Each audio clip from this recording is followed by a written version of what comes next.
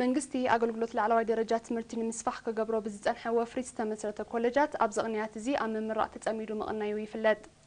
ኮሌጅ ንግድን ስነ ቁጠባን ሓልሓለ ብሰንበት 6 ሓምለ ዘመረቐም 425 ተማሃሮ ድማ ኣካል ናይዚኦም ሃብቶም ፍረዝጊ ንዝዳለው ጸብጻብ ኤልሳ ተስፋ ማርያም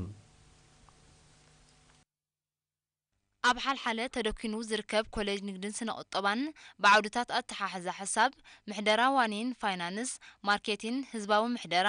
ባንኪንግ ከምኡን ቱሪዝምን ምሕደራ ሆቴላትን ከምሁሮም ዝጸንሐ 425 ተማሃሮ ብ6 ሓምለ ኣመሪቖም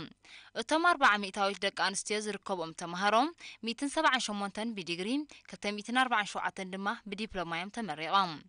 ሚኒስተር ንግድን ኢንዱስትሪን አቶ ስቲፋኖስ ሃብቴ ኣብ ዘስምዖ ቃል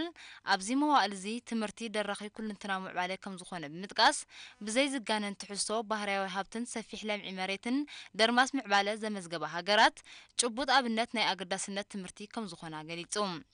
ኣስዒቡ ሚኒስተር ስቲፋኖስ ኣብዚ ዋጋ ትምህርቲ ኣዝዩ ዝዓረገሉን ሃብታማት ጥራይ ዝተሓዘ ኮይኑሉ ዘሎ እዋን መንግስቲ ኤርትራ ዜጋታቱ ምዑሪን ናጻን ናይ ትምህርቲ ዕድላት ንምርጋጽ ከቢድ ወፍሪ ይገብር ከም ዘሎ ብምብራህ ተመረቕቲ ነዚ ከቢድ ጸጋ ዝፈሶ ዘሎ ወፍሪ ብዝግባእ ተገንዚቦም ኣብ ምድራዕ ሃገራዊ ልምዓታዊ ንጥፈታት ኣበርክቶኦም ከዕዝዙ ትጽቢት ከም ዝግበረሎም ኣዘኻኺሩ ዲን ናይቲ ኮሌጅ ዶክተር ስቲፋኖስ ሃይለማርያም በወገኑ መንግስቲ ኤርትራ ንኣገዳስነት ትምህርቲ ኣብ ምዕባለ ተገንዚቡ ዝገብሮ ዘሎ ጻዕሪ ሃገርና ምስተን በኣጻብዕ ዝቁጸራ ንዜጋታተን ነጻ ናይ ትምህርቲ ዕድል ዝህባ ሃገራት ክትስራዕ ከም ዝኽኣላ ብምጥቃስ እዚ ድማ መርኣያ ናይቲ ማሕበራዊ ፍትሒን ምንጋስ ዘንቀደ ፖሊሲ ልምዓት ከም ዝኾነ ረዲዩ እቲ ኮሌጅ ምስ መሻርክቱ ብምትሕባር በብእዋኑ ዘድልዮም መሳርሒታት ኣብ ምምላእ ከም ዝርከብ ዝሓበረ ዶክተር ስቲፋኖስ ኣብ ምስትምሃር ጥራይ ተደሪቱ ንዝነበረን ጥፈታቱ ብምዕባል ኣብዚ እዋን እዚ ኣብ ዝተፈላለዩ ኣርእስትታት ምርምራዊ ጥፈታት ጀሚሩ ምህላው ኣነጺሩ ወኪል ተመረቕቲ ብግዲያ